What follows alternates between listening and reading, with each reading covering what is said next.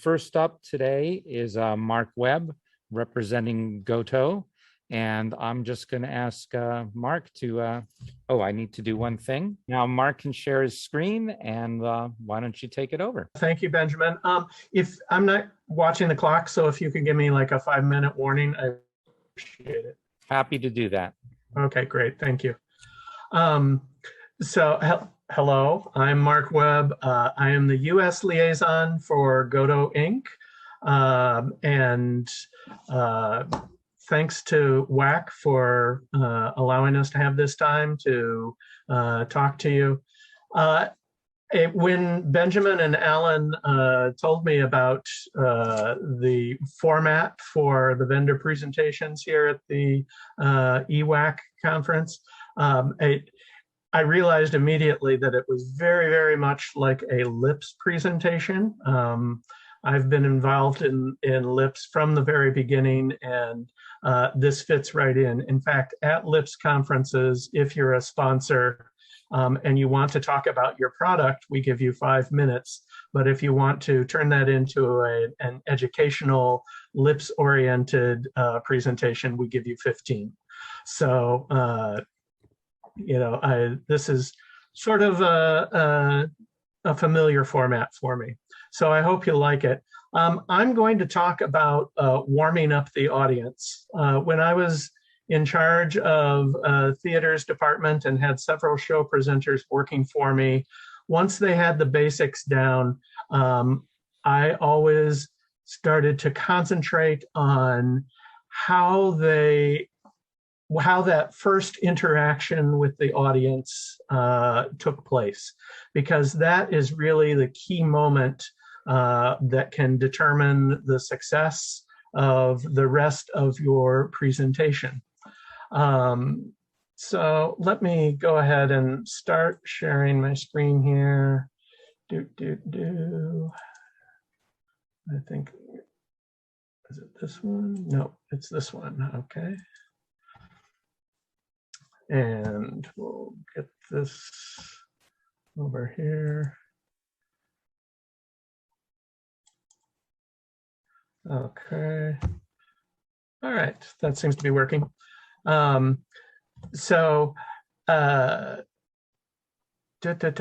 This is actually the landing page for our Ethereos projector. We just launched this earlier this week, so I've thrown this in here. If you go to our website, goto.co.jp/English, or just type GOTO Planetarium into Google, and it'll take you there too.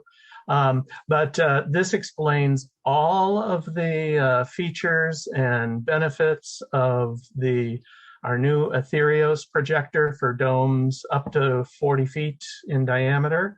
So if you are interested, visit the website and give me a call or drop me a message, and we can talk about it.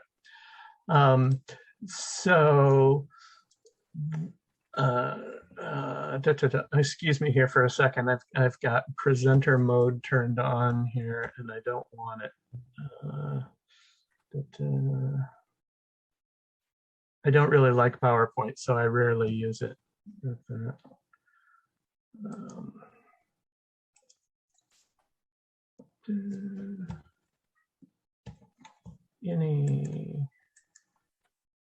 That doesn't help. All right, well, we're just going to go with it. Okay, so what I'm going to talk about is audience orientation and sort of getting the audience prepared for the planetarium show. Now, the first thing you do when you go in to start a show is make sure that the equipment is oriented. So you want to make sure that you have the right show loaded, or that you have the correct date and time, the right location on Earth, and all of those things, because your sky won't be correct if you don't set those up. But what about the audience? Have you oriented the audience also? Because they're an extremely important part of why you're there. So what I like to do is have people concentrate on some of the following things. And I'd like you to be kind of thinking about this list because I'm looking to expand it. So if you have things that you feel are important that are not on there, let me know. But one of the first things is what are their audience expectations? Typically, when somebody walks into a planetarium, thoughts that occur in their head is, what is this? Or, I know what this is. Now, if it's the second one, I know what this is, chances are they're not completely correct, especially if they haven't been to the planetarium in a long time. What we do today is pretty much a departure from traditional planetariums. So I think it's always good to keep in mind to try to determine what the audience expectations are, or to sort of shift them into what you would hope that they would be. One of the best ways to do this is to, before the show starts, kind of talk to the audience. That alone will be different than most theater experiences that they have, but talk to the audience, find out how many have been to the planetarium before. If it's somebody's first time, that gives you an opportunity to let them know what you think the planetarium is, which is probably different than what they think it is. So finding out your audience expectations and getting those to be where you want is an important first step. Also, we have the environment. The planetarium is an unusual room. It's probably the weirdest room they've walked into all week. So talk to them about the room. Why is it like that? Why is there a big dome? Why is there a machine in the middle? Why isn't there a movie screen? All of these things can be helpful. Again, this can all take place pre-show or as part of your welcoming announcement. Then we talk about the technology. This is kind of important. I liked to do this because you can sort of reset their expectations with this. Most people, the ones that come in thinking, I know what this is, they think it's a movie of some kind. And maybe it is, if, depending on what show you're doing. In a live station, you can explain to them that this is a real-time visualization. It's not a movie, it's more like a model that we're going to travel through. Even if you are just using an optical projector, you are in charge of a very precise simulation technology. And it's good to explain that to them. I used to do a thing when we had a show that was all real-time space flight. I would explain that there was a high likelihood that something could go wrong because this is all live and this is a computer model. It's not pre-recorded. And then if something did go wrong, I could remind them that that happened, and they were usually would get a chuckle out of it. So talking about the technology, another good thing to do is to try to determine the knowledge depth of your audience.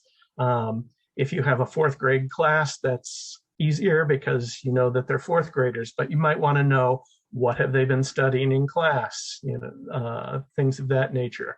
If you have a general audience, general public audience, then it's even more important to try to get a gauge of where they're at and be able to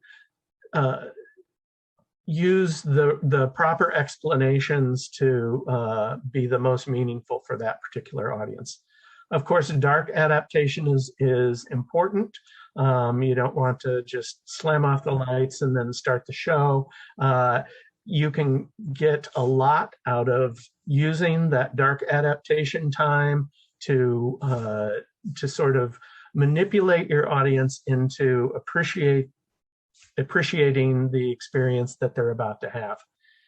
And the last thing I have on my list here is transitioning behavior. A lot of times, if it's a school group, they might still be in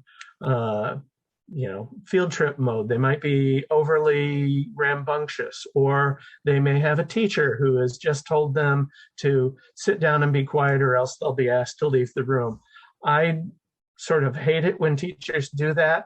I want to ask the teacher to leave the room when they tell the kids to totally shut down. But you can use the transition behavior to sort of give people, and this feeds back into expectations, give people the ideas of what you feel like this should be. If you want them to be interactive, then be interactive from the very start, so that they get the idea that that's the normal behavior for the show. If you want them to call out your name to ask a question at any point, you can set that up and practice it with them, as Dave Como from Seattle explained in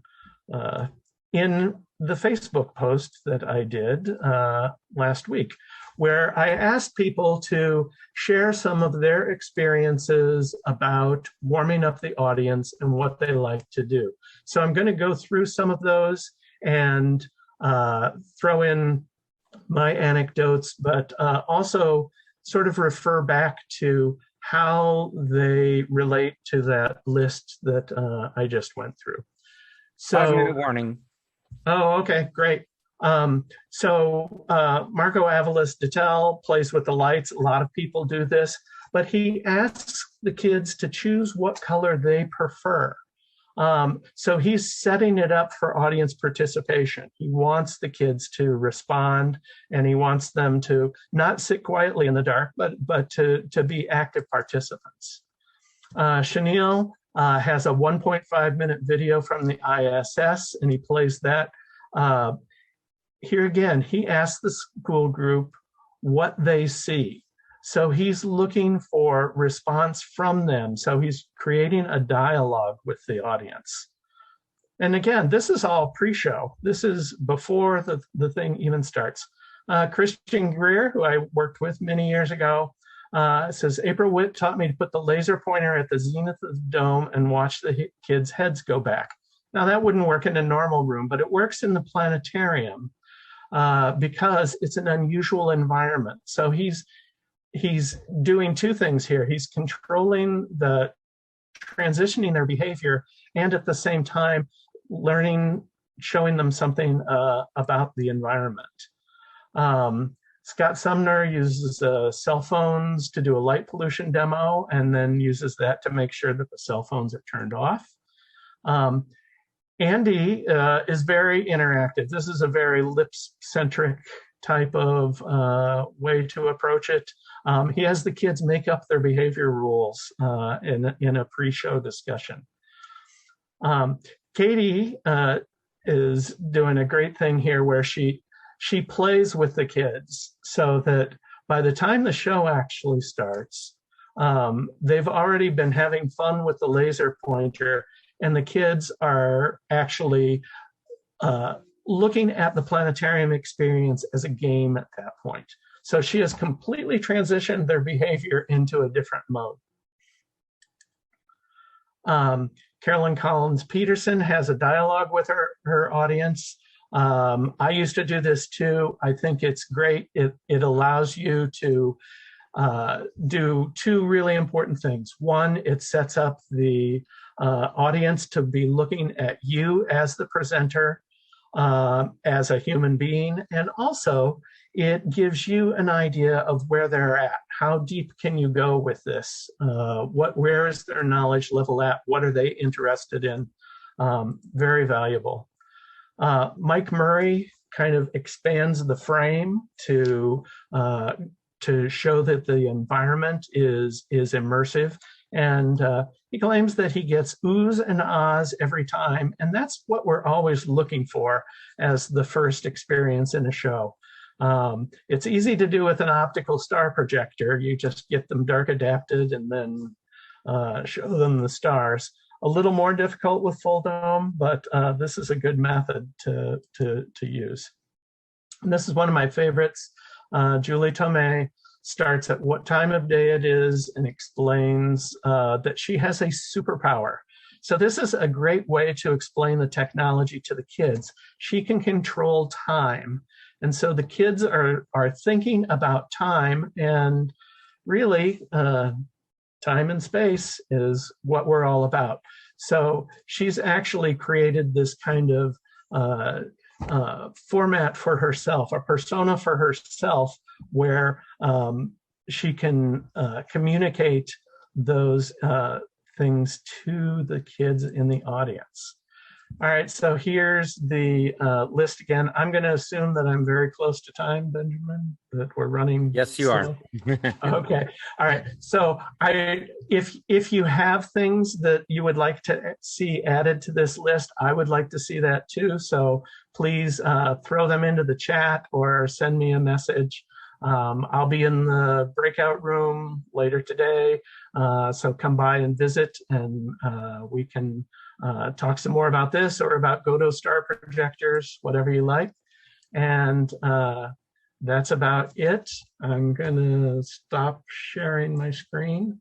And thank you very much for this opportunity to present. I guess I could have gone a half an hour with that if I wanted to. But easily. Good topic. Easily.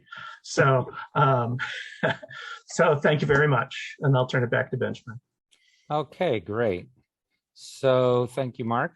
I got a few ideas, and I'll be looking for some more in the on the river, and hopefully in your vendor booth later.